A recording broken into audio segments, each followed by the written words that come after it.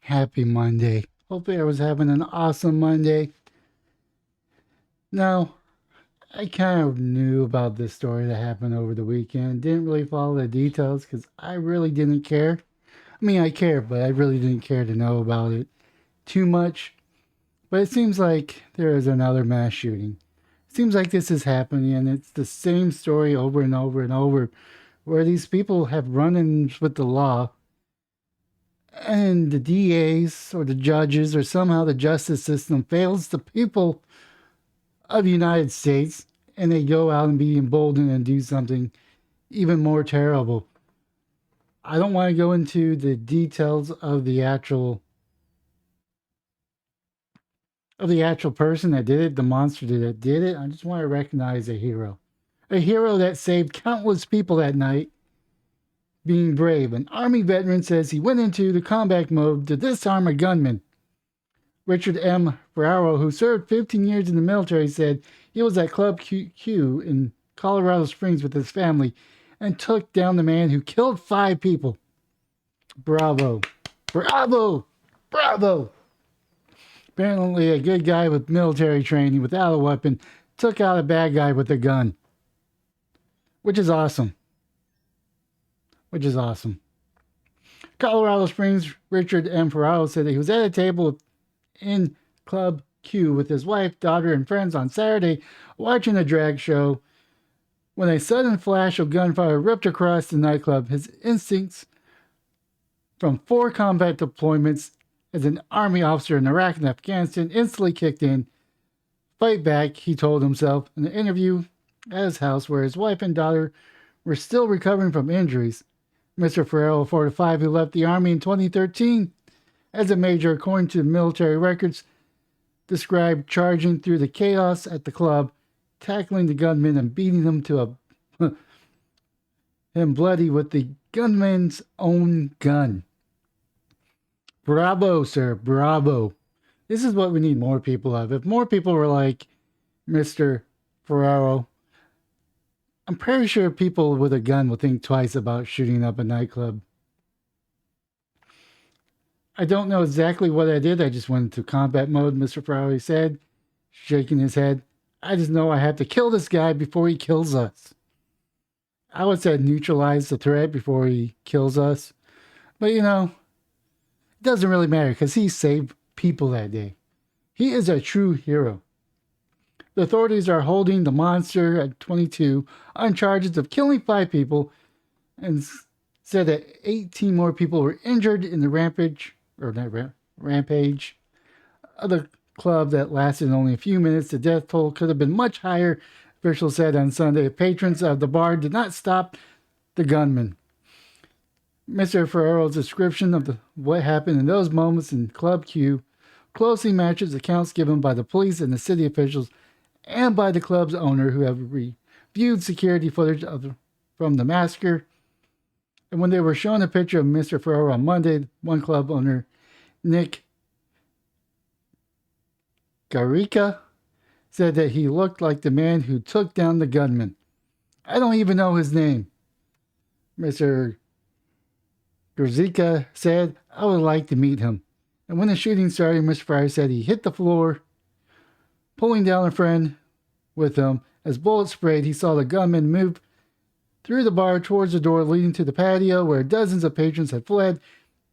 Mr. Farrow, who served in the Army for 15 years, said he raced across the room, grabbed the gunman by the handle of the back of his body armor, and pulled him down to the floor and jumped on top of him. That's what my dog says. And when he was shooting at the time, was he shooting at the time? Was he about to shoot? I don't know, Mr. Ferrari said. I just knew how to take him down.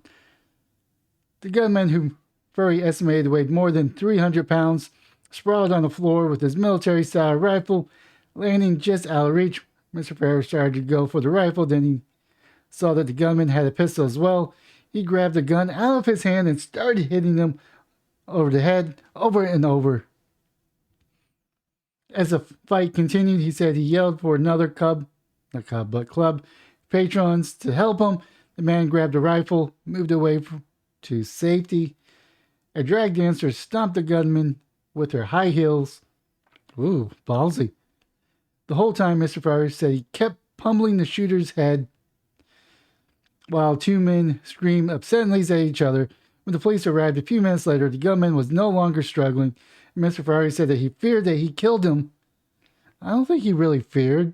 I mean, when adrenaline kicks over, you really have no control over your body to a certain extent. And with his military training, he probably was trying to neutralize the target, and he neutralized the target. Unfortunately, he lived. The threat lived. I mean, I guess it's not unfortunate. Now he gets to serve prison time, hopefully for the rest of his life, and hopefully the injustice that the DA and the judges have thrown at him will not be repeated. The suspects in the shooting was taken into custody and remained in hospitalization on Monday afternoon. Mr. Ferrari said that he was covered in blood, and when the police arrived, the officers tackled him and put him in handcuffs. Rightfully so. He said he was held in a police car for more than an hour and screamed and pleaded to be let out so he could see what happened to his family. I'm sorry. I mean, I understand this. But you were in an altercation dealing with 5 people dead, was it almost 18 wounded. They're going to separate you. They're going to keep you away from the other patrons until they figure out what's going on. Because they came on site, saw you beating this dude, not knowing who you are, whether if you're the suspect or a patron being a hero. So I understand. I mean, it's unfortunate, but I understand their mind because they're separating, trying to turn chaos into something controllable and actually get the story and what happened. Let's see, Mr. Ferrari, who owns a local brewery, said that on a combat deployment in Iraq that he had been shot at and seen roadside bombs shred trucks in his platoon. His record shows that he was awarded Bronze Stars twice. Experience of combat still haunts him. He said that the psychological and physical toll of the deployments were why he left the Army. He said he never thought he'd have to deal with that kind of violence here at home. I was done with war, he said. Unfortunately, this is the not so good things about deployments, is when you do go home, you can't really turn that off. I don't know how many red lights I ran until I was able to retrain myself, because I was driving a Humvee. I was part of a combat engineer unit over there with 1st Cavalry. And we're doing patrols. We're doing mostly MP-esque style. We're doing patrols on the roads looking for IEDs. We did raids. And when you're in that mindset, it's a different mindset and something that you're just always on the go, to where you don't really realize what you're doing until after the fact. And you achieve so many great things in that mindset. But you could also do a lot of terrible things in that mindset. But it's not like a light switch that you could turn off. I still have sleeping issues. And this is the psychological tolls that you feel. And I only did one deployment. Keep in mind, I only did one deployment. So he did 4 deployments. I'm pretty sure that messes with his mind. He's probably been in the heat of the battles. He's probably had more gun battles than I have. And he's probably lost a lot of the people under him or beside him. And that also takes a psychological toll. And just for him to come back almost 10 years later, 9 years later, and see that type of environment at a place that he's supposed to be safe, and it just kicks in. I mean, I'm glad it kicked in, don't get me wrong. But it shouldn't have been kicked in. I mean, I was listening to the radio on the way to home, and this was one of their main topics on KLBJ. Just to find out that this monster was on a list. This monster was already on the radar. He threatened to blow up some people, the SWAT patrol or the SWAT, and his mother, but yet he was still able to get guns. I mean, I have to do a lot more research into figure out why he was able to get a gun, why he hasn't been red flagged, and why this happened, why he wasn't in prison, threatening to blow up SWAT, keeping his family hostage, but the DA decided to let him go, or the judge decided to let him go and seal his record. This is why I am so against any more gun laws, because we have laws on the books to prevent this. This could have been prevented from a legal standpoint, but the justice system failed us. They failed the 5 people that were dead. They failed the 18 people that were wounded, and the justice system failed this hero, Mr. Ferraro. They failed him, leading him to reactivate his combat skills and neutralize this target. He should never have been able to do that, because this person should have never been able to get a gun, whether it was through a loophole through his grandfather, I don't know.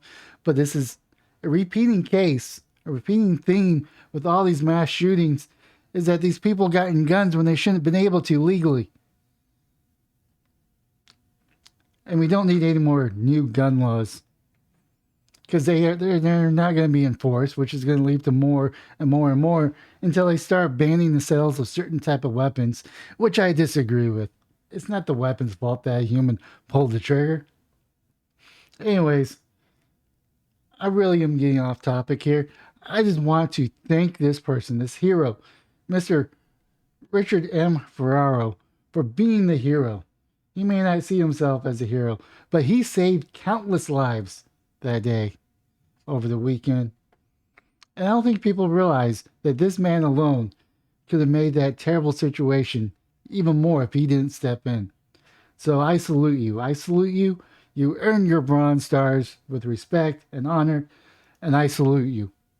With that being said, that is my video for today. Leave a comment, don't leave a comment, I don't really care. I'm just voicing my opinion. That being said, have yourself a wonderful day, morning, or evening.